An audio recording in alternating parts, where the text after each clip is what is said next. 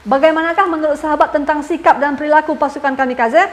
Ini merupakan satu kesetiaan, kebrutalan, atau satu kebodohan? Saya juga tidak bisa menjawabnya. Dan apapun itu, dunia tetap mengingat dan mengenang pasukan kamikaze sebagai serangan paling brutal yang pernah ada pada Perang Dunia II.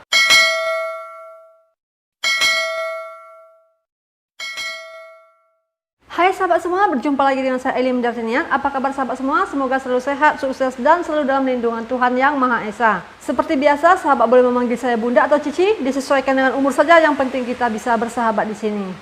Enggak tahu kenapa nih, saya sudah lama sekali ingin membahas masalah tentang pasukan berani mati atau pasukan kamikaze. Dan saat saya membahas kasus ini, tiba-tiba hari hujan, sepertinya ada satu magnet gitu. Seperti yang kita ketahui, pada Perang Dunia II, Jepang mengirimkan banyak sekali pasukan untuk menyerang Amerika Serikat beserta kroni-kroninya.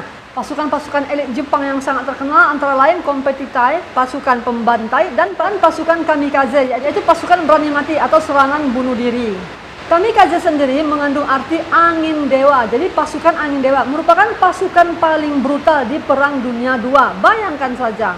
Mereka adalah sekelompok penerbang dari Angkatan Udara Jepang yang berjumlah sekitar 3.900 orang. Dan mereka adalah pasukan berani mati yang rela mengorbankan diri mereka dengan cara menabrakkan pesawat mereka ke target atau kapal-kapal milik sekutu.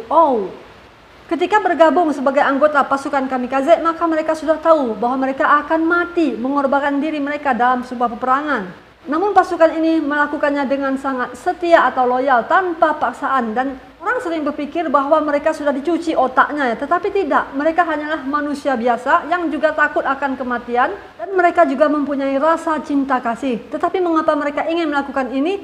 Karena mereka menganggap itu merupakan satu kehormatan. Bisa menjadi pasukan kamikaze adalah satu kehormatan bagi tentara Jepang. Pasukan kamikaze merasa akan sangat berguna apabila mereka berkorban untuk negaranya. Dan hampir di setiap aksi pasukan kamikaze ini selalu berhasil dengan cara yang sangat mudah. Mereka cukup menabrakkan pesawat mereka atau menjatuhkan pesawat mereka dengan cara manuver ke kapal-kapal milik sekutu. Dan dalam pesawat ini sudah disiapkan bahan peledak yang banyak. Di saat pesawat pasukan kamikaze ini terbang dan tiba-tiba mereka melihat pesawat milik sekutu atau kapal laut yang sedang berlayar, maka mereka tidak segan-segan untuk manuver, berbalik dan segera menabrakkan pesawat mereka ke pesawat sekutu tersebut. Diperkirakan, selama pasukan kamikaze ini beraksi, mereka sudah membunuh 4.900 orang tentara serta menghancurkan 34 buah kapal besar milik sekutu. Dan satu hal yang menarik dari pasukan kamikaze ini, mereka merupakan anak-anak muda yang berusia 17 sampai dengan 24 tahun. Waduh, masih sangat muda ya, tetapi mereka mau mengorbankan diri mereka demi untuk negaranya. Alasan kesetiaan atau loyalitas. Dan seperti yang saya katakan tadi, mereka akan merasa sangat terhormat apabila mereka dipilih sebagai pilot yang akan melakukan penerbangan bunuh diri pada misi berikutnya. Sebelum dan setelah menjadi pasukan kamikaze, mereka tetap melakukan latihan-latihan yang berat penuh dengan tekanan. Termasuk di dalamnya memberikan kesetiaan pada negara, berani mati, dan tidak pernah bertemu lagi dengan keluarga mereka. Aduh, kasihan banget bukan?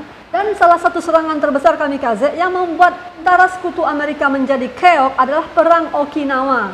Perang di Okinawa ini berlangsung pada bulan April sampai dengan Juni 1945. Pada saat perang di Okinawa ini, pasukan kamikaze melakukan penyerangan secara besar-besaran terhadap kapal-kapal sekutu yang sedang patroli atau mungkin sedang parkir di lautan Okinawa yang sedang menyusun strategi perang. Jadi, mereka sibuk dengan strategi perang, sedang parkir, diserang oleh pasukan kamikaze.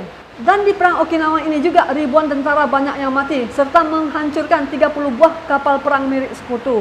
Serangan di Okinawa inilah yang membuat sekutu menjadi marah, kesal, akhirnya balik mengebom Hiroshima dan Nagasaki, yang akhirnya membuat Jepang harus menyerah tanpa syarat kepada sekutu. Jadi penyerangan bom atom di Hiroshima dan Nagasaki ini juga diawali dengan penyerangan kamikaze terhadap tentara sekutu pada perang di Okinawa.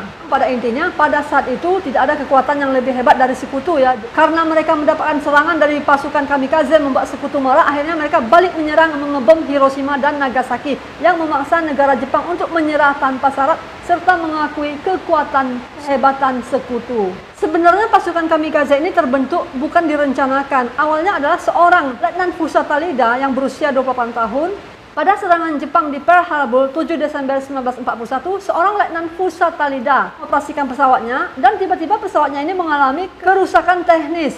Namun Letnan Fusata Lida ini tetap menginstruksikan memberikan sinyal kepada seluruh pasukan Jepang untuk terus melakukan serangan tanpa dirinya, dan dia sendiri sengaja menabrakkan pesawatnya yang memang sudah rusak ke Hangar 101 yang merupakan hanggar utama milik tentara sekutu Amerika Serikat. Tapi sebelum pesawat Letnan Fusata ini mengenai Hangar 101, tentara sekutu Amerika Serikat terlebih dahulu menembaknya serta menghancurkan dan meledakkan pesawat Letnan Fusata itu. Letnan Fusatanya meninggal dan mayatnya dikembalikan ke Jepang setelah Perang Dunia II.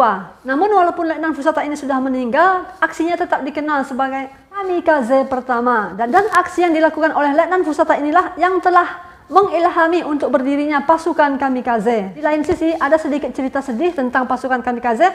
Mereka menuliskan surat untuk keluarganya sebelum mereka bunuh diri, dan surat itu akan diberikan ke keluarganya setelah mereka benar-benar mati atau setelah selesai melakukan aksi bunuh dirinya. Selain itu, pasukan kamikaze ini juga digunakan untuk propaganda perang bagi pasukan Jepang. Istilahnya mereka sebagai pemberi semangat kepada pasukan-pasukan lain untuk terus berperang. Pasukan kamikaze juga sering dikunjungi oleh kaisar secara personal ya. Ini mungkin bentuk penghargaan dari kaisar kepada pasukan-pasukan kamikaze yang merupakan orang-orang berani mati, berani mengorbankan nyawanya demi negara. Bagaimanakah menurut sahabat tentang sikap dan perilaku pasukan kamikaze?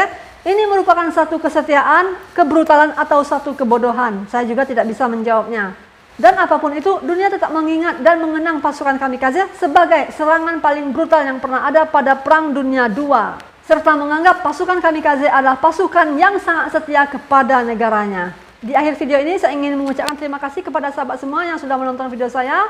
Mohon bantuannya untuk like, comment, share, serta subscribe demi membangun channel YouTube saya. Untuk kritik dan saran yang membangun, silakan tulis komen di bawah. Mungkin sahabat semua ada permintaan tentang ulasan atau sejarah, maka saya akan membuatkan video pada pertemuan berikutnya. Sekali lagi terima kasih banyak dan sampai jumpa.